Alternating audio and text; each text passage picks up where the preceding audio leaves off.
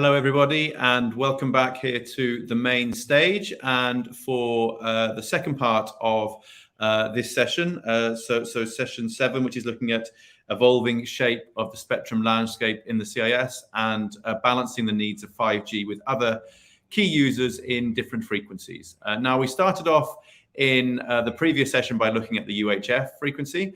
Next, we are moving up a little bit to the mid-band frequencies. So, of course, some of the different bands that are seen as crucial for launching 5G, but also crucial for other users in the region as well. So have a fantastic lineup of speakers with you for this session.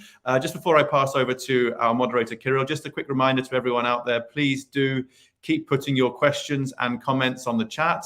We do want to hear from you, and we'll make sure there's time left for those questions to be brought into the discussion at the end of the session. So that said, I'd like to welcome to the stage our moderator for this session, Kirill Minchev from Ether Consulting. Kirill, welcome. Great to have you with us, and looking forward to the session. So I will leave that in your capable hands. Over to you.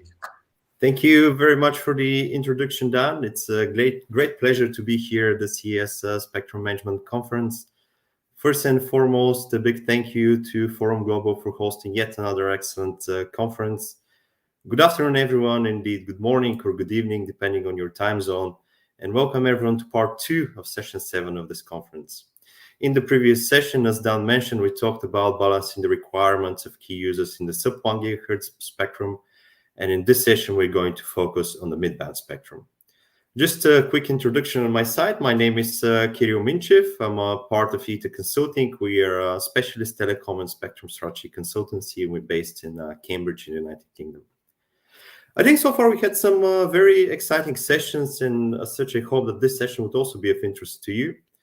The structure of the session will be as follows. I will first introduce each of our panelists. This will be followed by introductory presentations of each of them. And finally, we'll move to a Q&A session.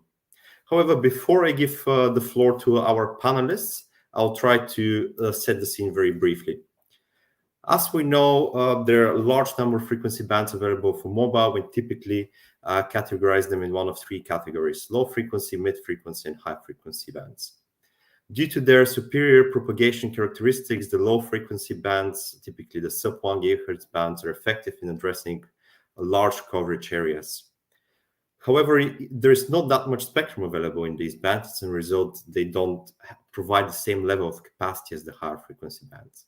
In contrast, we have the high frequency bands, the millimeter wave bands, which provide great level of capacity, but they're not capable of providing wide area coverage. In between these two, we have the mid bands. We have the historic mid bands, such as the 1800, 2.1, 2.3, and 2.6, which are typically used to provide capacity for 4G. However, nevertheless, we have seen some 5G deployments in the 2.6 GHz. Then we have the higher mid bands, so the C bands, for example, the 4.8 to 4.99 GHz, 6 GHz bands. And this will be the focus of today's presentations and today's discussion. I think the main focus will unsurprisingly be around the C band, but I hope we'll discuss a variety of bands, as the above mentioned, 4.8 to 4.99 GHz and the 6 GHz, for example. Historically, the C band was a satellite band, as we know, and is still widely used for these services across the world. For the mobile industry, the C band is widely seen as the key 5G band. However, in some parts of the CIS region, as a result of its use for incumbent services, the C band is currently not available for mobile. In the mobile industry, the C band is widely viewed today as offering the optimal balance between coverage and capacity. However, in the same time, the spectrum is also crucial for incumbent users in the region. Many countries have cleared or in the process of clearing parts of this band. For example, as we all know, in Europe, the 3.4 to 3.8 gigahertz have been cleared for mobile. Obviously, the situation in the CIS region is different, and it will be very interesting to hear what our panelists have to say and think is the best way forward for the region. Is the solution, for example, to clear some of the C band for mobile? And if so, how much bandwidth can we potentially make available? Alternatively, could other bands be an option for mobile in the region? How about the 4.8 to 4.99 gigahertz? Is that a potential alternative? And if so, and if this is an alternative, what are the challenges and complications of using this band into in comparison to the widely harmonized 3.4 to 3.8 gigahertz. The next interesting topic I hope we'll have the opportunity to discuss is how much spectrum do we actually need for 5G? And I think we already had a lot of discussion on this in the conference. On the one hand, the view of the mobile industry is that large contiguous blocks of spectrum are required, preferably 80 to 100 megahertz per MNO. Of course, in contrast, the view of the incumbent users is that perhaps the mobile industry does not need that much spectrum, and the true 5G potential could be unlocked with lower quantities of spectrum. So, of course, the question is, what is the right balance? How much spectrum can we find and in which band such that we can meet the needs of mobile or still meet the requirements of incumbent users in the region? I hope all of these questions will be addressed by our panelists. I'm thrilled to say that we have an outstanding panel of experts with us today, and hopefully they'll shed a little bit more light on all of this. So to get started, we have Maxim Kompanici from the National Service for the Radio Frequency Management in Moldova. Then we'll continue with Alexander Kuhn from BNetzA, the German regulator. After that, we'll continue with Stair Ismailov from GSMA. And finally, we have Mohamed Juvat from ESOA. Meanwhile, our audience have the opportunity to put questions to the panel using the chat function on the right of your screen. I'm sure there'll be very interesting questions coming from you that our panelists will be happy to discuss. So without further ado, to get started, we have Maxim Kompanici. Hello, Maxim. The floor is all yours. Okay, thank you. Меня зовут Максим Компанич, я представляю Национальный радиочастотный центр Республики Молдова. Спасибо организаторам данного мероприятия за интересные презентации и интересные дискуссии. В своей презентации я кратко представлю текущую ситуацию относительно планов использования спектра Республики Молдова и наше видение относительно возможных подходов по уравновешиванию потребностей пользователей в средних частотах. Next slide, please.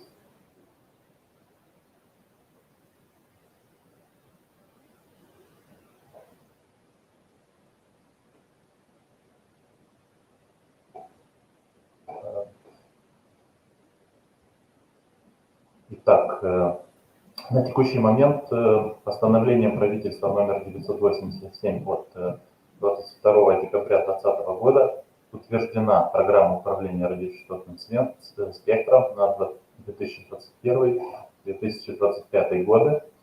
Программа предусматривает выставление на процедуру состязательного отбора частотных ресурсов для систем, способных предоставлять услуги широкополосной электронной связи на принципе технологической нейтральности и охватывает частотные полосы.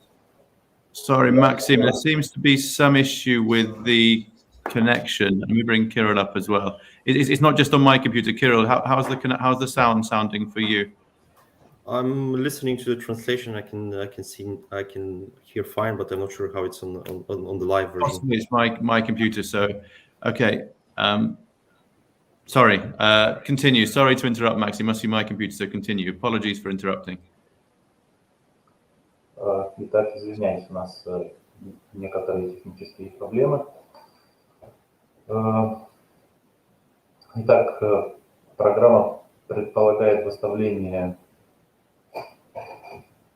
частотных полос 700 МГц, 1500 МГц, 2300 МГц, 3400, 1800 МГц, а также полосы 26 ГГц.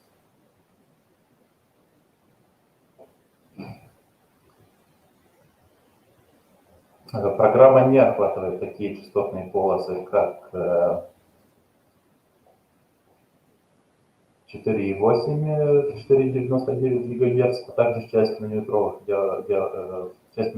полос, определенных на ВКР-19 для внедрения МТИК, таких как 37,43,5 ГГц и 66,71 ГГц.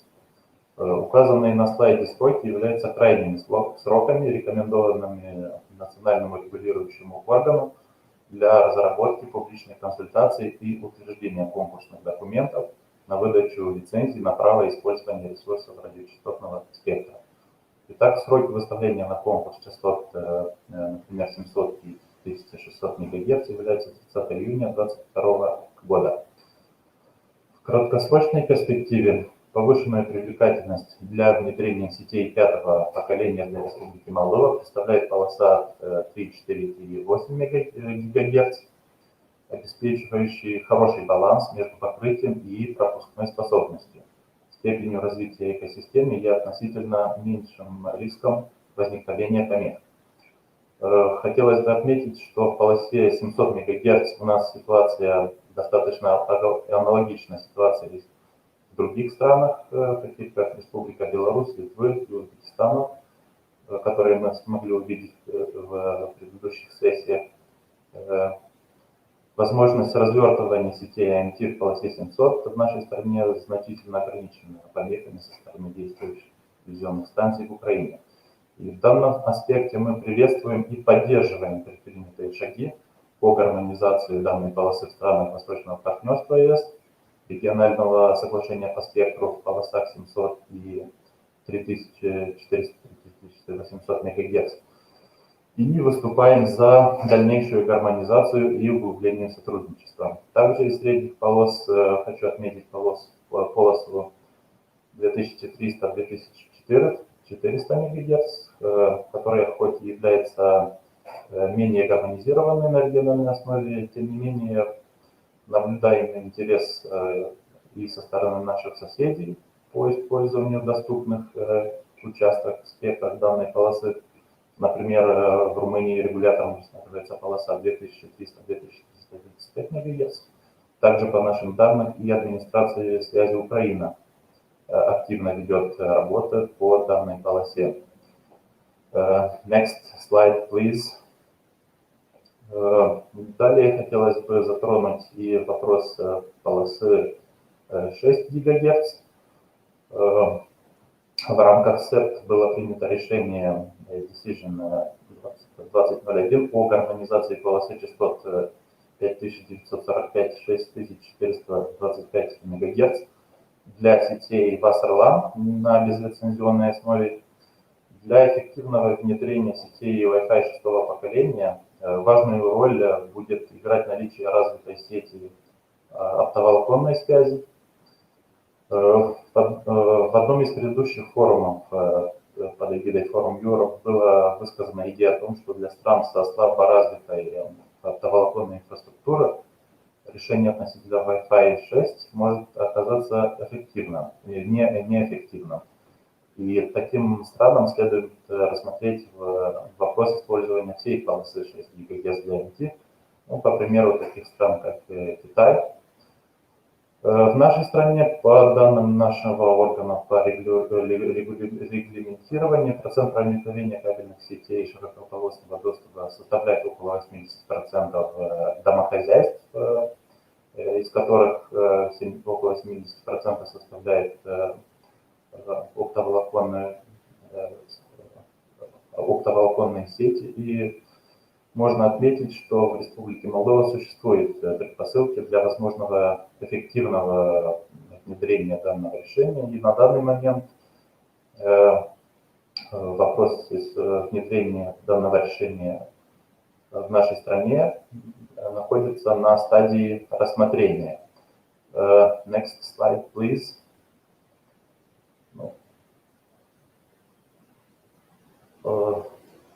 Далее хотелось бы рассмотреть и вопрос верхнего диапазона полосы 6 ГГц. Как известно, вопрос идентификации полос частот 6425-7025 для региона 1 и 7025-7125 МГц глобального будет рассматриваться в рамках пункта 1 и 2 повестки ВКР. В рамках данного пункта проводится исследование совместимости между АМТ-2020 и различными действующими службами, таких как фиксированная служба, спутниковая и различные другие службы. Next slide, please.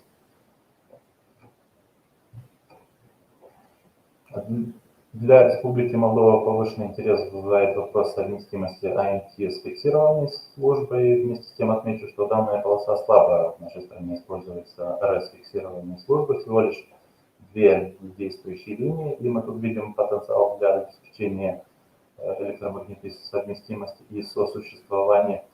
Также вызывает интерес вопрос совместимости с национальными выделениями в предложении 30П, хотя на данный момент у нас не имеется национальных выделений и присвоения в приложении 30Б. Тем не менее, мы тоже подали заявку на получение данного выделения. Параллельно заявки поданы согласно процедуре и для предложения 3030А. Ну, вместе с тем, конечно же, представляет интерес использования полосы для АМТ, так как мы также фиксируем у нас в стране рост трафика. Например, в 2020 году он составлял около 40%. Next slide, please. И в заключение хотелось бы отметить, что возможные сбалансированные решения для наших стран – это использовать нижнюю часть полосы 6 ГГц, например, для существующих служб, как ФСС, ФС, и также рассмотреть вопрос внедрения Wi-Fi на безлицензионной основе в нижней части.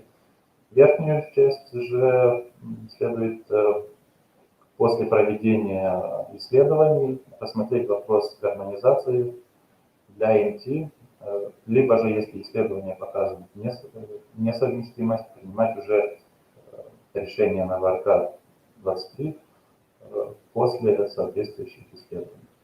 Спасибо за внимание, извиняюсь за технические неполадки.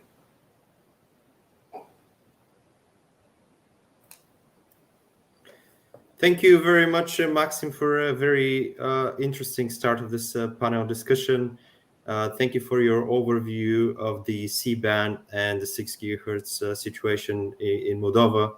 You mentioned Moldova's spectrum roadmap, the 26 GHz option you have planned for 2024, and more importantly for our session, the C-band option in July 2022. Whereas I think we can see from your slide, the 400 megahertz will be allocated for mobile. Thank you very much indeed, Maxim. Let's move to the next speaker. Our next speaker is Alexander Kuhn from Benetze. Hello, Alexander. It will be very interesting to hear the perspective of the German regulator. The floor is all yours.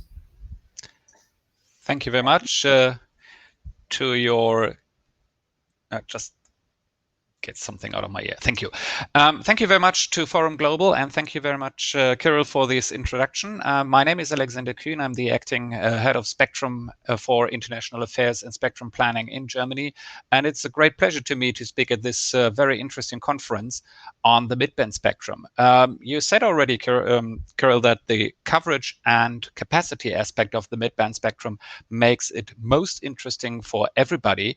And from my understanding, also the mid-band spectrum is interesting because it requires sharing between different services. We heard already that there could be some further mobile usage, and there are opportunities for 5G deployment in the band in various issues. And I will show you in the next minutes also what we have done in Germany and what our views with regards to this particular spectrum is. I would not like to dive into too many details on the different bands, but I would like to show you and give you an oral presentation also on other bands, and that will be 2.6, of course, something in the 4 gigahertz range, and also in the 2.3 gigahertz range. So the first slide, please. If you move forward. Yes. So the main band, from our understanding in C-band, and that was something which was discussed over the last decade, is 3.4, 3.8, and further on also to 4.2 gigahertz. Why is that the case? Because we had usage changes in this band over the last 2 decades, and therefore the question was, how can we make this spectrum more usable for Europe, and in particular for Germany as well? So we authorized and awarded this spectrum spectrum in the recent years. I think many of you knows this already. And this band has now been used by 300 megahertz for mobile network operators and by 100 megahertz, and that's the upper part, 3.7, 3.8, by vertical users for 5G, which from our understanding stimulated the market to a further degree and stimulated the deployment of 5G equipment. So we had a clear decision of prioritization in that particular band for mobile. And that is something you need to keep in mind when we come forward and moving into further discussions on other bands. From our understanding, the upper part of the band, there is still a prioritization for satellite usage. That doesn't mean that we can't study and have a look into further possibilities for 5G deployment, but we have to keep pace with a balanced approach. And from my understanding, that could be the case by a clear prioritization between the different bands. And the WRC decision, as mentioned also by Maxime, could give an indication in that direction, but doesn't mean that we have to have any exclusivity of the bands. And therefore, we need to keep pace then with the general discussion. We have implemented, of course, the European decision at this stage, and we would like to move forward also in other bands, because we believe that in the mid-band spectrum, we have to have the possibility of maybe national complementary bands for 5G. But on the other side, we have to have also keep in mind the border coordination issues and also the international issues with regards to satellite usage in the different bands. If we move forward one slide, please. You have heard already that the WRC Agenda Item 1.2 is addressing mid-band spectrum in total, and we have here several, again, the bands which are under consideration. For 3.3, 3.4, I share the view from my Moldovan colleague that this band may not be available or suitable for 5G deployment in Region 1, and in particular not in Germany. For 3.6, 3.8, for Agenda Item 1.2, I hope that Region 1 will take a similar decision as Region 2 will take a similar decision as Region 1. Of course, this is outside the scope from our understanding. And for Agenda Item 1.3, we support here a more flexible approach with the introduction of a primary allocation to the mobile service in the band, in order to keep the idea of clear prioritization of terrestrial service in that band, but then also on the other side as well.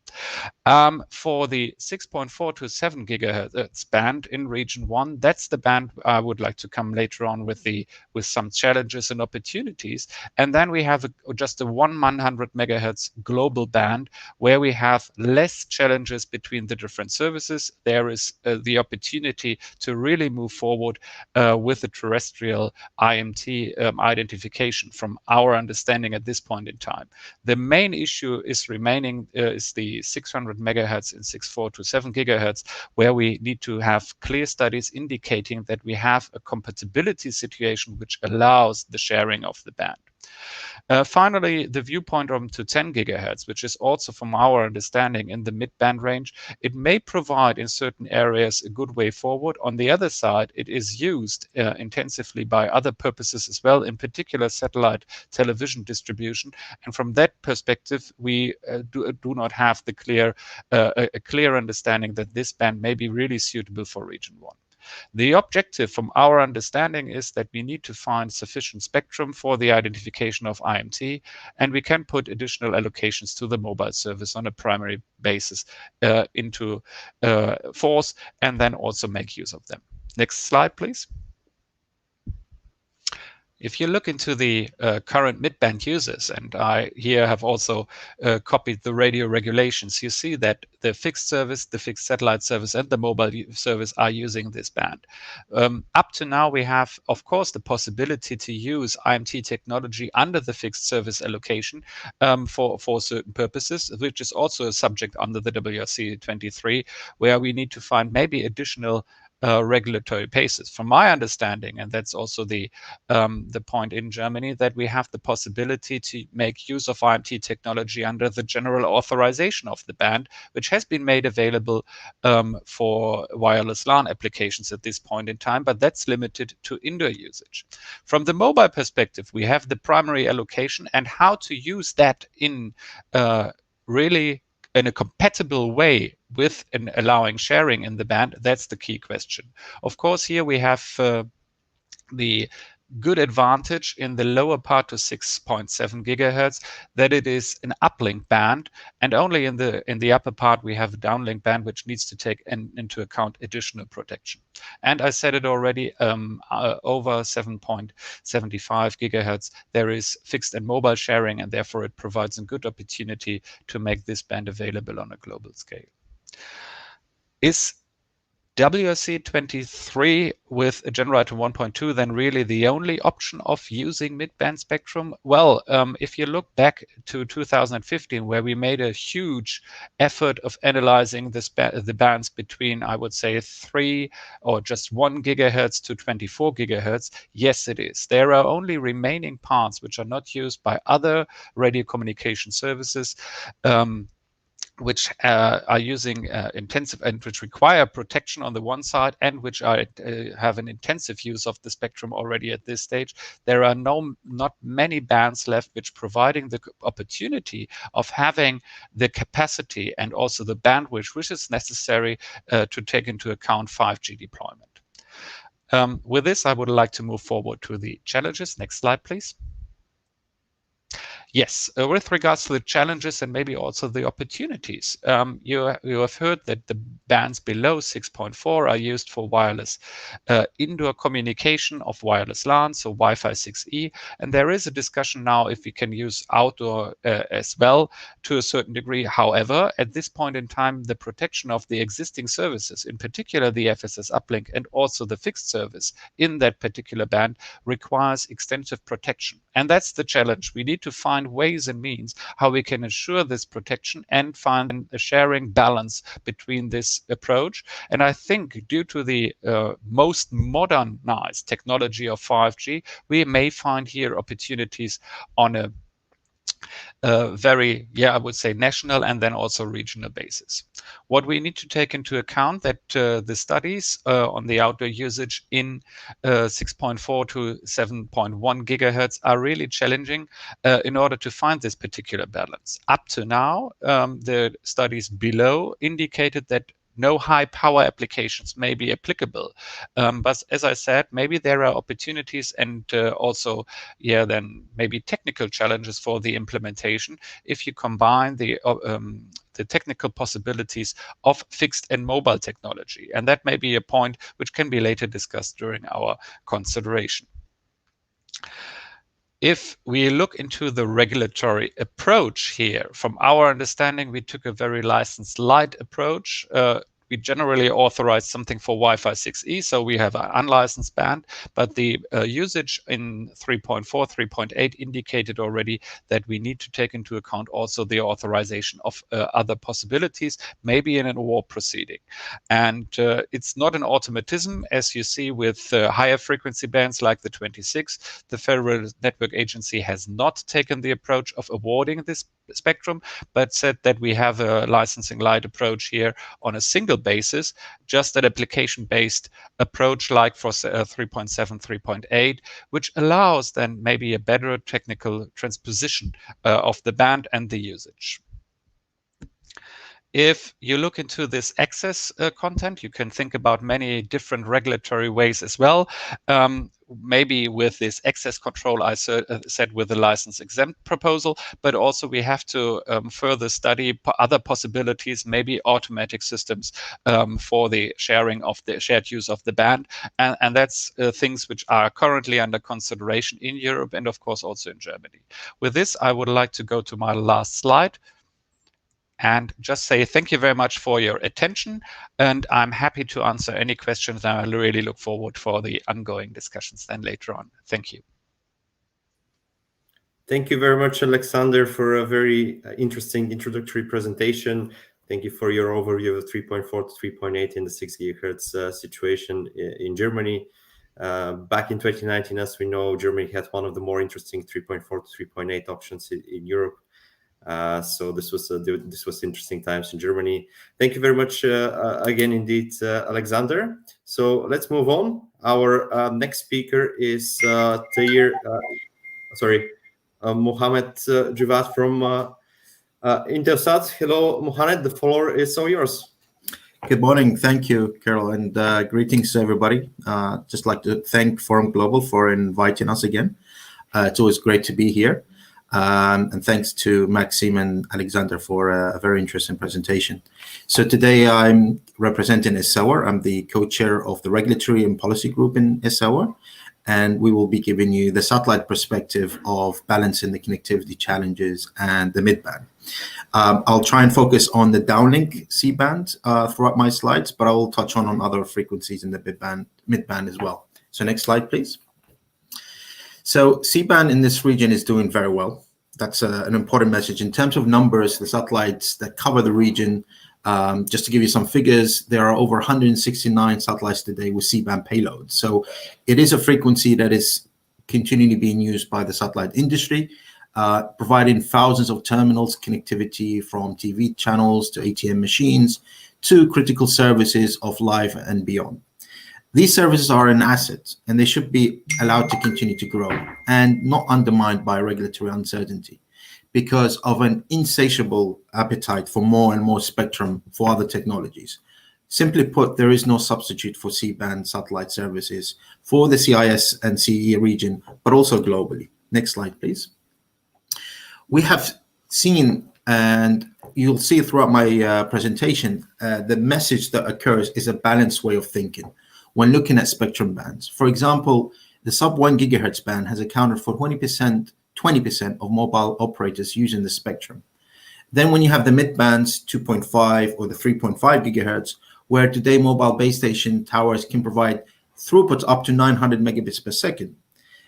But it was quite interesting to hear in the GSMA during the ITU RRS seminar and at various African meetings where we attend them quite regularly. They mentioned that the C-band isn't going to be used for coverage purposes. Rather, it's going to be mainly for metro and urban areas. This is a stark contrast to what we had been told before, that C-band is somehow the sweet spot between coverage and capacity. And on the other side of the balance, what about high millimeter waves bands? These were allocated at the outcome from the last WRC conference. Well, today, a single operator can deploy 5G in cities, providing capacity demand, where the suburban and rural footprint can rely on coverage spectrum below 1 gigahertz or the 2.5 gigahertz, and for high capacity in the millimeter waves. Incidentally, Indonesia, being a very high tropical rain region, didn't actually look at C-band, but rather went to the 2.5 gigahertz for 5G.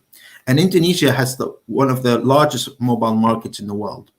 So a balanced approach is needed to cater for wide geographical areas and ultra high speed capacity with low latencies. And it's important for regulators to be aware, and I say this with utmost seriousness, that the future mobile technology isn't going to be 5G. 4G still has a room to grow and to continue to grow. And the reality in terms of spectrum auctions tell a different story. So adding more mid-band spectrum isn't going to be the answer and the solution to meet the mobile challenges.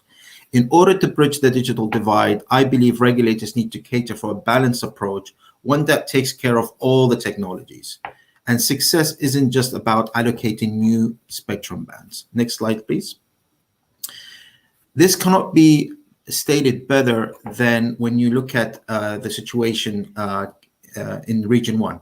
When you compare the situation of the FSS usage across this region, this, for example, has created the situation where Europe did consider C-band for 5G, as we heard by Alexander and Maxim, primarily because today FSS usage in this region is limited to business-to-business type applications. Next slide, please. In other words, these are large teleports in well-known locations and can be protected. So there are mitigation measures. However, next slide, please. The same cannot be said, for example, I use Africa here, which relies heavily on C-band for ubiquitous terminals, mostly in unknown locations, and for B2C type of applications. So developing mitigation techniques to protect them is very difficult or impossible. So one size does not fit all, and every region is different, and regulators need to be mindful of this. Next slide, please. And when we talk about 5G spectrum, we are always focusing on C-band. In fact, WRC after WRC, we have focused on this band a lot. And it seems that we have reached an impasse where fundamentally You can't go and harmonize globally beyond, I would say, 3.6 gigahertz, because when you go beyond that range, the situation becomes fragmented. For example, we understand why ASMG would want to look at C-band, because traditionally for their climate conditions, they don't have a lot of heavy rain weather. So the situation in RCC is different, and every region is different, and spectrum needs to reflect the realities. And therefore, having a wholesale approach is not always possible. Next slide, please. And for this notion, every MNO needs to have certain spectrum. We appreciate that, but we have been continuously hearing that every MNO needs to have 100 megahertz contiguous. This really needs to be challenged, because it has been used as a pretext more and more to acquire more spectrum. And if you look at the spectrum auctions that are happening across the globe, we don't see MNOs rushing to acquire 100 megahertz. Sure, it is desirable, but it's not absolutely necessary. And evidence have shown this. For example, as I mentioned, Indonesia, they've looked at 2.5 gigahertz. And there are various examples in this slide here to give you an indication where India or China and Germany actually has taken a very pragmatic approach to allow both technologies to coexist. Next slide, please. When it comes to the CIS region, if you look at the red box in the center of the screen, evidence has shown that the current ITU mobile bandwidth available is around 1,272 megahertz, of which 1,080 megahertz is actually harmonized for IMT, but only 432 megahertz has been licensed today. This leaves around 40% of spectrum still available. So surely there is plenty of spectrum to go around. Next slide, please. So with all this said, when it comes to agenda item 1.3, for example, the mobile connectivity challenges in CIS is not about spectrum shortages. It is rather infrastructure, affordability, and coverage. And there are other proposals to look at a win-win approach. For example, sharing or refarming 2G and 3G spectrum, or sharing spectrum amongst MNOs where it leads to lower OPEX cost and higher efficiency, and also using the millimeter wave spectrum. Next slide. I think we can skip the next one and we go to the one after it. This is an important one. So if administrations are considering to go to add IMT in the adjacent band to FSS, then the right mitigation measures need to be in place, since mobile signals can interfere with the FSS receivers in two fundamental ways. They can saturate the LNB of the earth station, or the out-of-band emissions of the mobile signals can cause in-band interference to the FSS signal. And there are three key things that are needed to manage this interference. Next slide, please. Earth stations to be fitted with a bandpass filter, imposing a guard band between the FSS and the mobile signal, and adopting out-of-band limits on the mobile transmissions. And I go to the concluding slide, if that's okay. Thank you. Oh, actually, if you just go to the previous one, that's the concluding one. So to conclude, we believe that C-band satellites is critical for the CIS region, and we welcome the decisions by the Russian MOD not to transfer C-band spectrum to IMT, because there are other bands that are available to adequately meet the spectrum challenge for 5G delivery. And we need to be brave to set up policies that encourage refarming, like 2G and 3G spectrum. And lastly, when deploying mobile services, we need to have the proper mitigation and the out-of-band emissions to be mandated in the licensing conditions for mobile network operators to ensure the protection of the FSS earth stations in the adjacent band. This approach, we believe, provides the regulatory certainty that is so vital for all the telecommunication technologies to provide a balanced way forward. And one size does not fit all. I hope that concludes my message for this session. Thank you very much.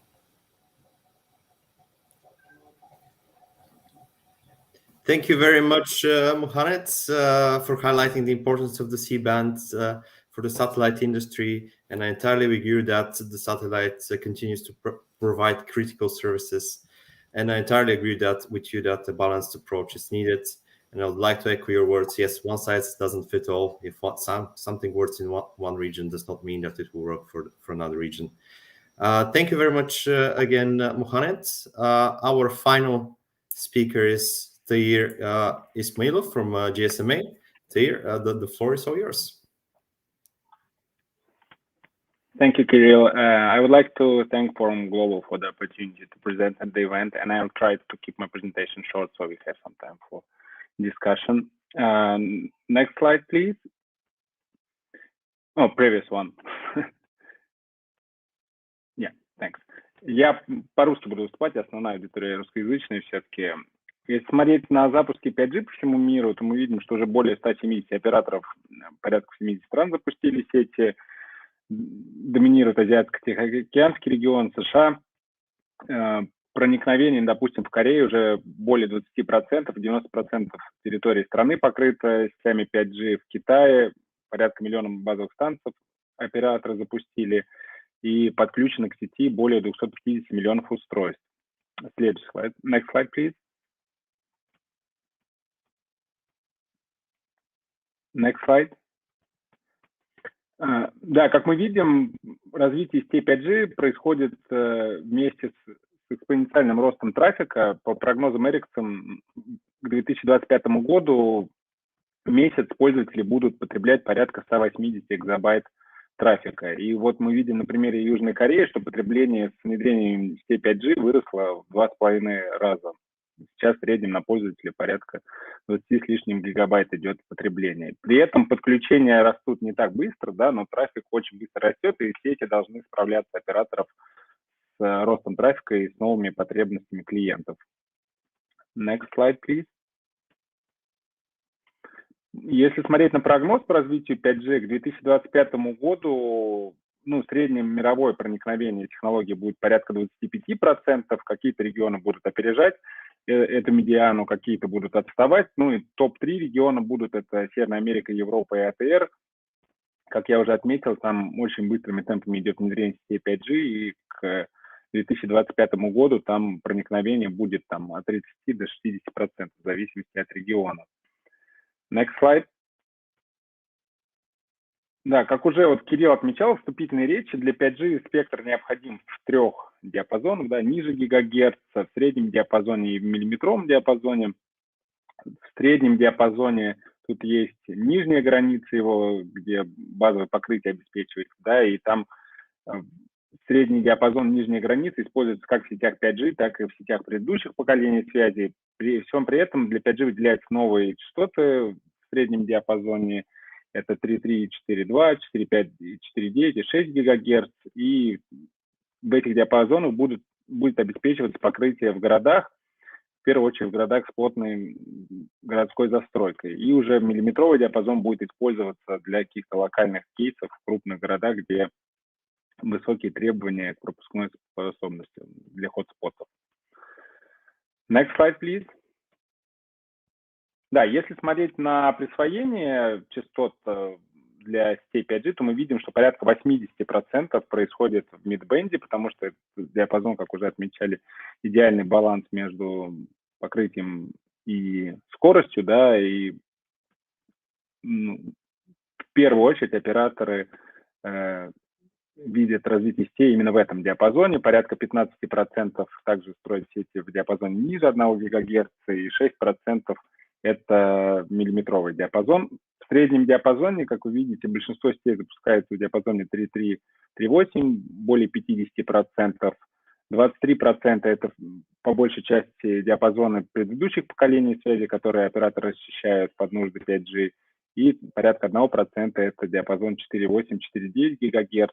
Если смотреть на объем спектра, который присваивается операторам, как GSMA неоднократно отмечал, мы считаем идеальным, это когда 100 МГц на оператора в среднем диапазоне выделяется. Многие страны следуют этой практике, есть страны, где даже больше, порядка 200 МГц на оператор, на Ближний Восток, если смотреть. И также, если выделяется менее 100 МГц, то тут часто бывает, мы видим, что цены на спектр очень сильно растут. Тут пример яркий, допустим, в США, и регуляторы стремятся к тому, что если в текущей ситуации невозможно выделить 100 МГц на оператора, идет работа для того, чтобы к этой цифре прийти рано или поздно. Next slide, please. Недавно GSMA опубликовал исследование вместе с коллегой, потребности городов на дальнесрочном горизонте, это 2025-2030 годы, с учетом роста трафика и с учетом роста потребностей, появления новых use cases, да, с 5G, и как для пользователей, так и в вертикалях, потребность по анализу будет в крупных городах порядка 2 ГГц в мидбенде. Это для обеспечения в даунлинке 100 мегабит в секунду и 50 в аплинке. Да, это если вот идеальный сценарий, заявленный, такие требования в крупных городах. Конечно, в зависимости от города эта цифра может меняться. Допустим, в Гонконге и Нью-Йорке она будет больше, чем, условно говоря, в Париже или Берлине. Но, в общем, средний такой показатель. И если спектр меньше, конечно, больше необходимо сайтов, необходимо строить small cell, в миллиметровый диапазон заходить. И тут, конечно, это будет влиять на экономику сетей. В отчете подробно описано, каким образом. Если увеличивается количество сайтов, растет углеродный след, и, соответственно, операторов необходимо больше инвестиций делать в развитие сетей. К тому же, если недостаточно спектра в мидбенде, то кейсы с Fixed Wireless Access не так привлекательно выглядят и не с темпами ниже ожидаемых будут осуществляться, так как ширина спектра влияет на количество домохозяйств, которых можно подключить к услугам 5G там, где нет оптики. На этом все. Наверное, оставим время на дискуссию. Спасибо.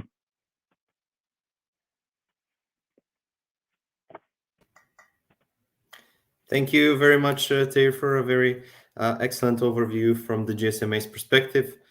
Now let's move to the Q&A session. We have exactly 20 minutes left. I think we have one question so far, and that's more of a question for Alexander. Are there any plans in Europe or in Germany to investigate 3.8 to 4.2 gigahertz for mobile networks, or at least for private networks? Okay, thank you very much. Well, in Germany, the situation is clear. As I said, we have a priority for satellite usage in that band. We just have refarmed the band and put specific satellite downlink connections from 3.4, 3.8 over the last years into 3.8, 4.2 gigahertz. And this prioritization have to be kept. However, as I said it as well, as we see sharing opportunities, we are open for further studies in that regard, which keeps then the prioritization for satellite. It will not be in complete openness or an excavation of the band at all, but we would like to at least then study the possibilities of that particular band. And we see that Europe is moving into that direction to a certain degree, as, and that has been pointed out by UNET, the usage of the band above 4.2 gigahertz is by radio altimeters, and we have seen now any further studies on the compatibility between MFCN already in the band 3.4, 3.8, which may have then an out of band emission into the band to the radio altimeters. And that study is an important step from our understanding to further evaluation of the band usage and any shared usage in that direction. From now, I cannot say for which kind of usage we would like to open that one, if it's private networks or if it's mobile network operators. From the GSMA perspective I took today, again, it's clear for the mobile network operators it will be a nationwide coverage, and that maybe not keep the prioritization argument, as I said before. Thank you. Thank you very much, Alexander. Okay, the next question is, are countries from the CIS region going to be at a disadvantage of 5G rollout because of the lack of spectrum on mobile in the C-band? We've heard Mohamed talking about alternative spectrum refarming, spectrum sharing, and looking into other bands, but it will be interesting to hear what everyone thinks about this. So maybe we can start with Tahir, for example. What is your opinion about that, Tahir? Yeah, of course, lack of spectrum in the globally harmonized band is not a good sign for 5G development. And as we can see, CIS region is lagging behind a little bit, and we don't see commercial launches so far. There are some in Uzbekistan, right, but it's very niche coverage in the cities. And if you look at the alternative bands like 4.8, 4.9, we've made a study a year ago analyzing the economics for MNOs building networks in this band, and of course it's not in favor of 4.2, 4.8, 4.9. On top of that, we have harmonization problems for some parts of Russia, for example, with the neighbors. And I think regulators in all the countries are working in the direction to assigning proper amount of spectrum. Just the balance needs to be found for this. Thank you, Terry. Maxim, it will be interesting to hear the perspective of the Moldovan regulator on this one. Yes, thank you for your question. Well, from our side, we took the harmonized approach as a basis for development in the C-band. We think it's important to have harmonized bands and use the bands for which the economy of scale is applicable. And as a balanced approach, we also preserve 3.8, 4.2 band for the FSS. So I think the approach which we have taken is quite balanced, and it responds to the necessity of both industries, mobile industry and satellite industry. Thank you, Maxim. Alexander, I'm not sure if you heard the question. We're talking about, is the CS region going to be at a disadvantage if they don't have access to C bands? It would be interesting to hear your opinion. Okay. So it would be good to hear your opinion as well. From that understanding, I said it's clear that we need harmonized solutions regarding the availability of equipment. But with regards to moving up in spectrum, it may be a question of the national situation if you can make spectrum available. Mohan had pointed out his different in the usage of satellite, and therefore maybe the CC region in certain areas can make use of the band in a mobile service and have the possibility of equipment there, but others may not. Therefore, we need to be clear here that it could be a complementary situation for all different applications. Thank you. Thank you very much, Alexander. And finally, yes, of course, Mohamed, it will be very interesting to hear your view on all of that. Yeah, thank you. Just to expand on what I mentioned in my opening speech is that the pretext for 5G delivery has always been that we require a large contiguous spectrum, anywhere between 80 to 100 per MNO. Now, we've seen evidence of study was done after auctions in the United Kingdom by the Ofcom, the regulator in the UK, which showed that once they've seen the auction proceedings taking place, that actually you can deliver up to 770 megabits per second download and 440 megabits per second upload speeds with just 40 megahertz, and that's non-contiguous spectrum. So this notion that we need to have a large amount of spectrum in order to achieve 5G, I think it doesn't stack up, and evidence have shown that it doesn't. And furthermore, if we look at the agenda items currently in this WRC cycle that are looking at IMT, you have agenda item 1.1, agenda item 1.2, agenda item 1.3, plus the outcome from the last WRC conference from what was agenda item 1.13, plus the 2.5 gigahertz spectrum, plus the availability to refarm 3G spectrum. So I think the answer is no, it won't be left behind. There is plenty of spectrum available that can be licensed today with efficient use of technologies. So I hope that gives you a sense of the actual context and the background to all of this. Thank you. Thank you very much, Mohamed. The next question is to Tahir. We have heard in previous occasions from GSMA that the C-band is clearly not for coverage and won't be for rural areas. What is different in the CS region, which is an even more vast territory to cover than Africa, where GSMA have made these statements? Yeah, as GSMA previously stated many times, there should be a balance of spectrum in different bands. And of course, C-band is the ideal mix of coverage and capacity. Primarily, it would be used, right? And if you look for, if we are speaking about CS region and the biggest country in this region, Russia, 75% of the population in Russia lives in the cities, right? And they consume traffic in the cities. So that's the first thing.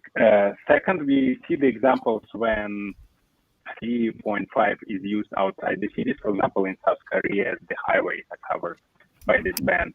And as I mentioned before, each band fits its purpose. Of course, it's ideal to provide rural coverage in some gigahertz bands and to cover cities and towns in the C-band, right? So I don't see any controversy here. And kind of a follow-up question for me. How can we ensure that 5G does not just become a technology of the cities and developed areas, but also serves the needs of the rural areas and kind of the region as a whole?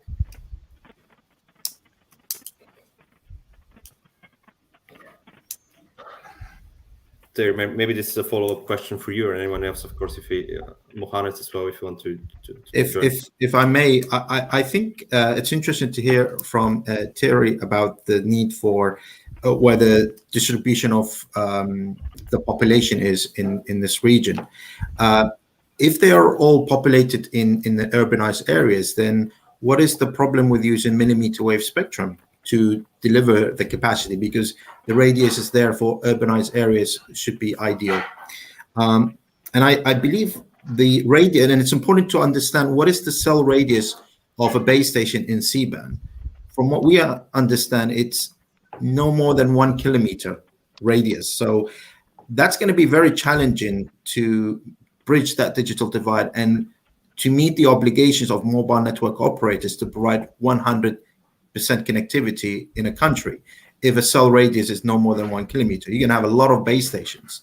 That's why I believe that a mixture of different bands, as GSMA has highlighted, is the way to go. But C-band is not going to be used for coverage. This is what we understand. It's going to be mainly for urbanized areas. So it begs the question, surely it's not prudent to undermine one technology, which is satellite, which is meeting the coverage obligation and providing, in many cases, cellular backhauling to mobile network operators. While the mobile network operators have alternative spectrum, such as bands below 1 gigahertz. So regulators need to be mindful of this and to cater for a balanced approach. Thank you very much, Mohamed. Anyone else want to contribute to that? Or should we move to the next question? Okay, the next question is, how do you think the 4.8 to 4.99 gigahertz frequency band can be extended to 4.5 to 4.99 gigahertz? Anyone else interested in trying to answer this question? Maybe Alexander or Maxim. Okay, I can start first, but be very clear on that one. We don't see a possibility and a usage from the German national perspective that the band 4.8, 4.99 will be made available for IMT, and therefore there will be no interest in extension. Yeah, great. Maxim, your view? As from our national point of view, we have also this band is not a top priority band for us, at least in the situation for now, in which we haven't entirely used, for example, the 3.4, 3.8 gigahertz band. And we also have a shared usage in this band, and there might be some difficulties in identifying this band for a potential IMT development. Thank you very much, Maxim. Tahir or Mohamed, would you like to add anything to that? I may just add that this just reinforces the point I was trying to make in my slide, that harmonization is not always possible. It's ideal, of course, but Europe is not in favor of this range. But I can tell you, attending African meetings, this is one of their bands that they're looking at. Now, as a satellite industry, we don't have a view on this because we don't use that particular spectrum, but it just gives you an indication that it's not always easy to harmonize spectrum, and we always need to look at the most common denominator of spectrum that can be harmonized and to use that instead of fragmenting each different region. Thank you very much. Yeah, Alexander. Yeah, Kirill, just one point on there. I agree with Mo on that harmonization of the usage conditions are key element here. So that would be maybe standardization or specifications moving forward. But the harmonization of the spectrum on a global scale, I think we are covering now the point where we have a saturation of the core bands which needs to be harmonized for IMT, and then we have complementary bands which may be available on a regional or even national level. And how to phrase that and define this new approach, and maybe you can call that balance, that's the key question for the next decade when we are moving forward to a new technology development in 6G as well. And from my understanding, the question is not that 5G will be the deployment there. The question is, how long do we have to keep 2G? Can we afford that? 3G is already moving out, and 4G will be the key question, how long this network can be afforded as well, also by the mobile network operators, and moving forward to 5G. So we see that many different technologies are in the applicable in the networks right now, and therefore it's the question then how long you would like to keep them. It's a heritage issue as well. Thank you very much, Alexander. Okay, looking at the bigger picture, kind of discussing the whole day 3 of the conference. How important is actually the mid-band in comparison to the low frequency and the high frequency? We of course know that these bands are not substitute; they're complementary. But what is your opinion? Kind of how important is to get a good mid-band spectrum portfolio in comparison to the low bands and the high bands? So maybe Taylor, we can start with you. We can go through everyone on this question. Yeah, mid-band is very important. As we discussed, we see the big demand for the spectrum in mobile as well. And as I mentioned, the study we've highlighted 2,000 gigahertz with the current demand in the cities is required for this band, right? Of course, we don't see it right now, but if we see the growth of traffic and growth of demand, we will come to this point later on. That's why many countries are looking for the spectrum in different bands, in big band, different opportunities. And if we look at the assignments, there are countries where 400 or 500 megahertz are already assigned in mid-band, and there is a bigger demand further on. Thank you very much, dear Alexander. Maxim, do you have an opinion on this one? Well, all the bands are important. Some bands provide coverage, some bands provide capacity, and the mid bands are also quite important as they provide a good mixture and a good balance between these features. And I think it's important to explore all the benefits of all the available bands from an administration perspective. As I said, with the heritage argument, it may be difficult to change the channeling arrangements of the lower bands to broader channel bandwidth. And that's the key figure right now in mid-band. We provide broader channels, and that's the key element of 5G. If we have further usage, and maybe 2.6 is an example, and further down maybe as well to a certain degree, then we can make use of that band as well. But at this point in time, of course, mid-band is important in order to reach this more contiguous spectrum necessary. And I haven't said that one operator needs 100 megahertz there. Thank you. Thank you. Muharrem, if you want to join in on this one. Yeah, I think as Maxim said, all spectrum is important, and it's important because you have newcomers, but you also have incumbent users and showing growth, I might add as well. So we have to look at where the spectrum is needed. And I try to highlight that even according to GSMA, and maybe Tara needs to check with the GSMA membership, but we've been told, even in Africa context meetings, where coverage is the absolute #1 priority for them, that C-band, with the mid-band C-band, is not going to be for coverage.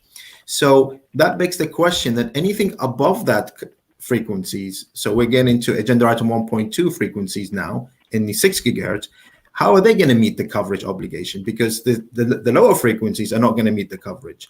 So for sure, we need to have coverage aspects, and I believe that's where the 2.5, the below 1 gigahertz is suitable there.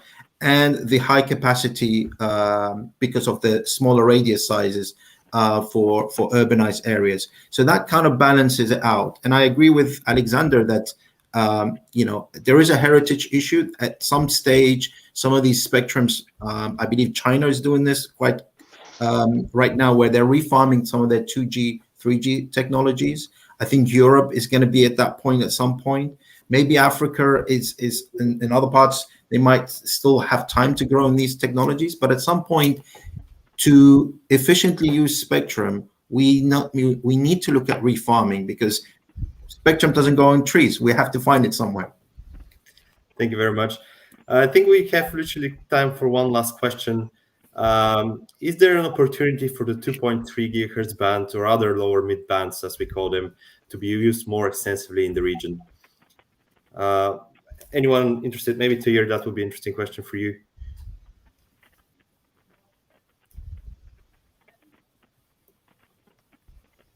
Or anyone else?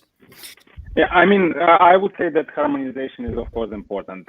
Harmonization drives the scale, and scale drives innovation and drives the penetration, I would say, of new technologies, because only with the scale you can reach low cost and you can reach coverage and penetration with this.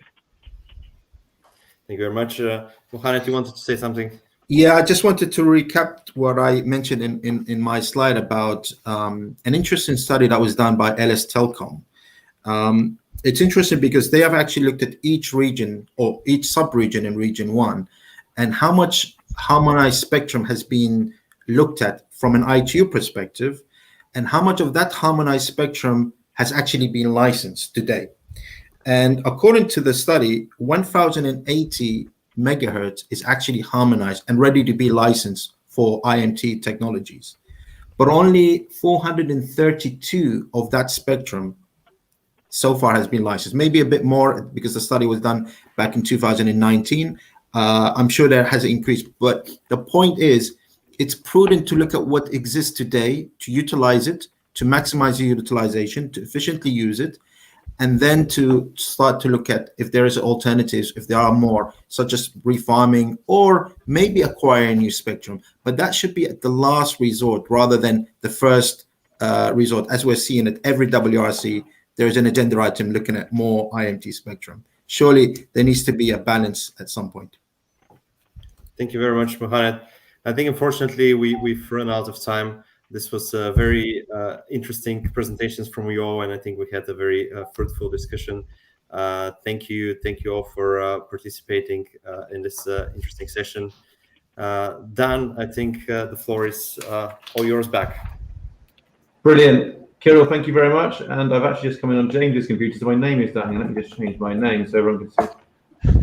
So, Kirill, thank you very much. And, thank you. I really appreciate that, and an excellent session. And thank you to all of our panelists as well. So really interesting session, and I think we could tell from the number of questions we had from the audience that there was a lot of interest in that. So really good session. Thank you all very much indeed.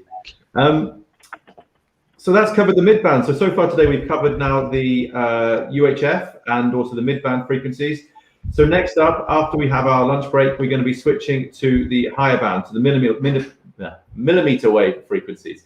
So we've got a quick break. So we're going to be having around about 50 minutes or so. So please feel free to go and grab some lunch and maybe get a bit of a break from the computer. And then we're back here at 1:50 Moscow time for the session, as I said, that we're going to be looking at the millimeter wave frequencies. So thank you so much again to Kirill. Thank you to all of our panelists for that session. Please do, either go and have some lunch or maybe take use of the time to go and visit the exhibition stands that we have and maybe take part in the networking. And we'll be back here on the main stage at 1:50 for the millimeter wave session. And then that will be followed by our conclusion session, where we're going to be joined by a number of the moderators from the different sessions, led by Albert Nalbandian. And we're going to be looking to create a report and getting some consensus on some of the key issues that have been discussed during the event. Thank you so much, everyone, and we'll see you back here on the main stage in around about 50 minutes. Thank you.